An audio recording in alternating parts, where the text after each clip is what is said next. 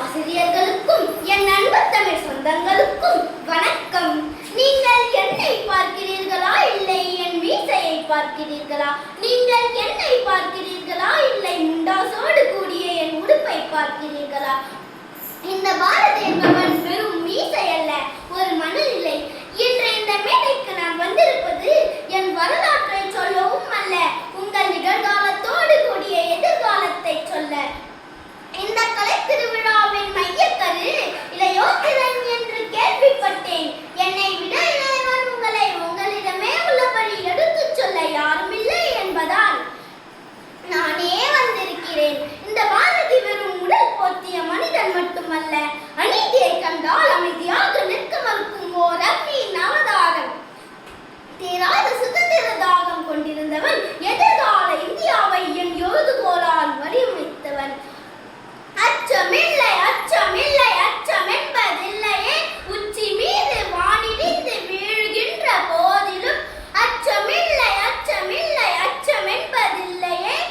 என் உச்சி மீது வானமே இடிந்து விழுந்தாலும் பயம் வேண்டாமே என்று பணிவோடு சொன்னவன்.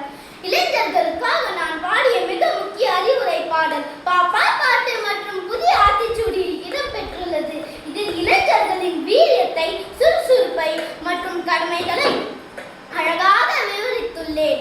அச்சம் தவிர், ஆண்மை தவறேல், இளைத்தல் இகழ்ச்சி, சோம்பல் மிக கெடுதி என்ற வரிகளின் மூலம் சுறுசுறுப்பு மற்றும் தைரியத்தையும், சாதிகள் இல்லை அடி பாப்பா, குல தாட்சி உயர்ச்சி சொல்லல் பாவம், நீதி உயர்ந்த மதி கல்வி, அன்பு நிறைய உடையவர்கள் மேலோர் என்பதன் மூலம் சமூக கடமையையும், ஓடி விளையாடு பாப்பா, நீ ஓய்ந்திருக்கலாகாது பாப்பா, கூடி விளையாடு பாப்பா, ஒரு குழந்தையை வையாதே பாப்பா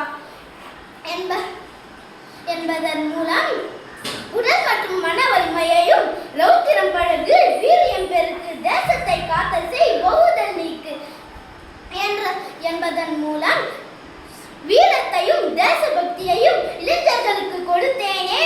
என் சொந்தங்களே, இந்நேரத்தில் என் கோரிக்கை ஒன்றே ஒன்றுதான். நான் உங்களிடமிருந்து இன்னொரு பாரதியை ஒருபோதும் எதிர்பார்க்கவில்லை. மாறாக உங்களுக்குள் உறங்கிக் கொண்டிருக்கும் திறமையை எதிர்பார்க்கிறேன். அந்த திறமை விழித்தெழும் போது உன் குடும்பம் உயரும், அதை சார்ந்த உன் சமூகம் உயரும், அதை சார்ந்த நம் நாடும் உயரும். அதனால் இன்றே திறமையான குழந்தையாய் மீண்டும் பிறப்பெடு, வெறியோடு புறப்படு. போகும் வழியினில் யாரேனும் உன் வயதை கேட்டால் 10ஓ 15ஓ உரியதை சொல்ல வேண்டாம். இன்றுதான் புதிய மனிதனாய் மாற பிறந்திருக்கிறாய் என்பதால் என் வயது ஒரு நாள் என கூறு. எள்ளி நகையால் இந்த உலகத்தை கிள்ளி உடைத்தெறிந்து முன்னேறு. இளையோரின் திறன் சாதாரணமல்ல என்பதை புரிந்தால்